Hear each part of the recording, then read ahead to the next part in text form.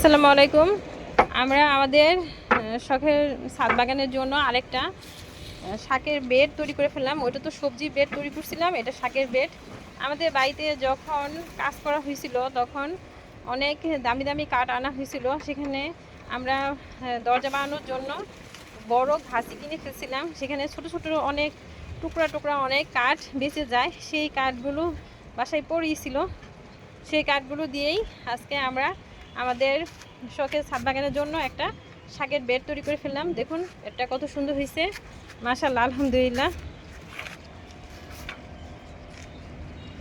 এটা শাকের বেড। এখানে আমরা করলা, এখানে আমরা মূলা শাক, ডাঁটা শাক, লাল শাক এগুলো আমরা লাগাতে পারবো, পালং শাকও লাগাতে পারবো, বিভিন্ন ধরনের শাক লাগাতে পারবো।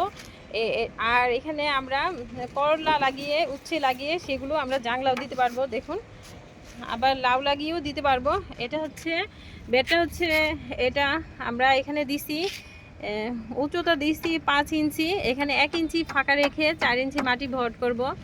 আর মরিচ গাছ, শাক গাছ এগুলো কিন্তু 4 ইঞ্চির নিচে পর্যন্ত এতটা পর্যন্ত মাটি লাগে না, এদের শিকড় অত নিচ পর্যন্ত ছড়ায় না, এটা পাশ দিয়ে ছড়ায়। বেডটা মাশাআল্লাহ অনেক সুন্দর হয়েছে। আমিও ভাবতে পারিনি যে এত সুন্দর একটা বেড আমরা তৈরি করতে পারবো।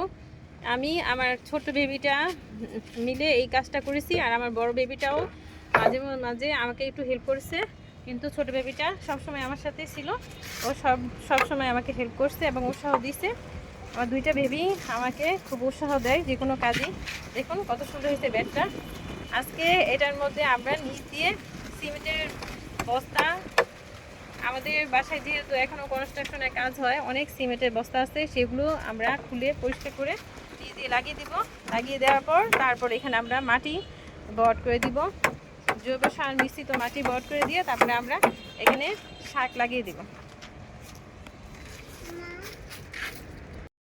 এই বেডটার উপরে আমরা এখানে 4 কোণে 4টা কাঠ দিয়ে, তারপরে এই পাশ দিয়েও টানা দিয়ে দিচ্ছি, এই পাশে টানা, ওই পাশে টানা দিচ্ছি, আর মাঝখানে একটা দিয়ে দিলাম। এখন আমরা এটা উপরে নেটও দিতে পারি, কিংবা আরও ছোটো ছোটো কাঠের টুকরাও দিতে পারি, তাহলে একটা মাচা হয়ে গেল। দেখুন কত সুন্দর হয়েছে, মাশাআল্লাহ, আলহামদুলিল্লাহ। আজ এই পর্যন্তই। আপনারা সবাই সুস্থ থাকবেন, ভালো থাকবেন। আসসালামু আলাইকুম।